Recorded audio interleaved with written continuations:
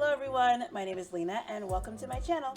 I'm an online teacher, and in this video I wanted to talk to you about how you can connect with your students on Outschool with Zoom, okay? We're talking about using Zoom tools to enhance one-on-one learning or group learning too, it could be. But Outschool has actually put these tips on their website. So this is straight from Outschool. I'm just sharing with you what they say that you should do to help boost your enrollments in your class and just help the kids to become more engaged in your class. So these are 3 tips that they give you. And at the end of this video, I want to show you a couple more that I use in my class too. Okay. So the first one, they say when you're using Zoom, all right, they say give your learner the remote sometimes on one-on-one learning. Now I couldn't do this with my classes in groups because my little kids would be going crazy with that remote. But they suggest that you would use this, and I do this for one-on-one classes, okay?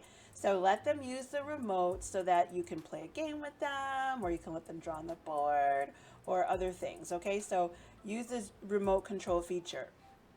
Also, enable Zoom annotations. So again, you're allowing them to use the features of like drawing or the arrows or the highlighter, making squares, doing those type of things in your class, allowing them to do that in your class when it's one-on-one or when it's not too distracting for the kids. Now for my students, when I have a one-on-one class with them, since they're younger, I might let them use the annotation features at the beginning of class, and then I take it away. And you can like stop their access to it. You can take away the privilege. So yeah, that's what I do, because once they know that they could do it, they just can't stop. And I tell them, I warn them too. I'm like, okay, we'll do this for a while, and then it's time. Then afterwards, it's time to stop. I'll have to take it back, and then they're not like, hey, you took it away. So you just have to kind of warn them. All right, and then the third thing, utilize the Zoom whiteboard. Yes, the whiteboard. Love the whiteboard. I draw on it all the time.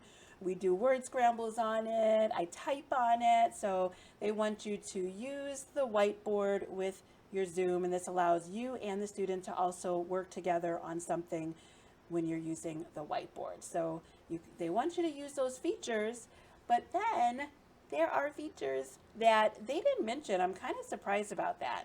So I'm going to show you how in my classes I've been able to share my screen, just a portion of my screen. And I didn't know how to do this for a while. So if this is something you already know how to do, forgive me, but I've just learned how to do it recently. So I'm going to show you how you can actually share a portion of your screen, and it just kind of takes away, like when I use Google Slides, it makes it less distracting for the kids because you don't see so much of like the rulers, the tabs, and other things. Now, I'm not saying that this is the only way to do it, because for the longest time I had success sharing my screen without actually sharing a portion of it, and it was fine, it worked. But now I'm trying to do something more, up my game, make it even better. And so I'm starting to do this more using Zoom.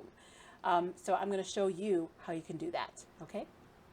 Okay, so as you can see, I have Zoom opened up, and I'm going to share my screen, right? But when I go to share screen, I'm going to go to advanced settings, okay? And I also will press the share sound, because sometimes I do share videos or sound things that have sound. So I'll click this little button down here so I can share sound in my class.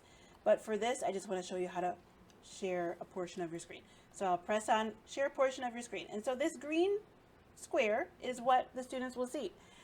And that's all they will see. They won't see all of the other stuff that they used to see. Now, they used to see all of that in my classes, and that's okay. I did that for a long time, for a year. And what I would do was I would minimize my slides, my screen, so that they could barely see it. They wouldn't see so much. The middle was more big than the rest of it. And that worked. It worked for me for a while, and I liked this because I had a lot of movable parts in my slides that I would like to move around as we were in class. Okay, so that worked for me. or you can put it in present mode. There's a way that you can create classes or create slides and put it in present mode, and then you would clear all of that out. But that takes a lot of time to like put your slides together, and not all my slides were like that. So I would just want them to see this, and I could make movable parts, and we would, you know, do different stuff. But now if I just share a portion of my screen in this green bar, this is so much easier or so much better for the students to be able to see, just focus in on that part, and then I can switch. When I'm ready to switch to another part, I can just switch and I can see better. I can scroll up and down and see, where do I need to go in my lesson, right? And I could go here, and I could say, okay, now we're going to play the game, and I could just make it a little bit bigger, you know, if that's if they couldn't see everything. But that was so helpful for me to learn how to do that. But again, either way works. This just makes it work a little bit better.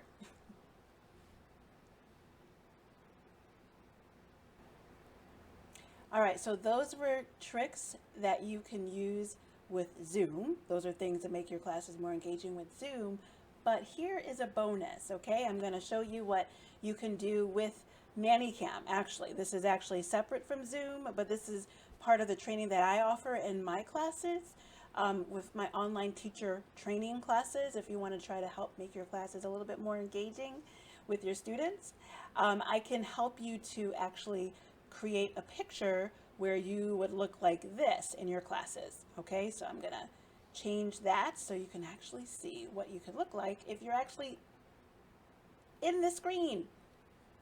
Okay, so if you think that teaching like this would be helpful or fun for your students, you know, to see you like this and be more engaging, you can actually teach your classes like this too. So I could show you how you could be a part of your slides so that the kids won't always have to look off to the side to see you. They can see you right there in your class slides.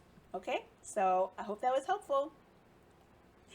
All right, so again, my name is Lena. My channel is all about teaching online and tips and tricks for those who want to teach online. I've been teaching online now for several years, and I've worked for several companies, so I like to share my tips and tricks about companies and things that have worked for me in my classrooms. And I like to help teachers learn about companies I might not even have worked for. But in this case, I do work for Outschool, so if you do want to work with Outschool, please use my link in the description box, and I would love to help walk you through the process. And if you have found this video helpful at all, please go ahead and leave a like for me and subscribe and come back again for more. And if you are interested in classes on online teacher training, online teacher tech training, then please visit my website, TeacherLenaLife, TeacherLena.com, and you can find out how I can be a mentor or support for you as you try to make your classes more engaging for your online teaching.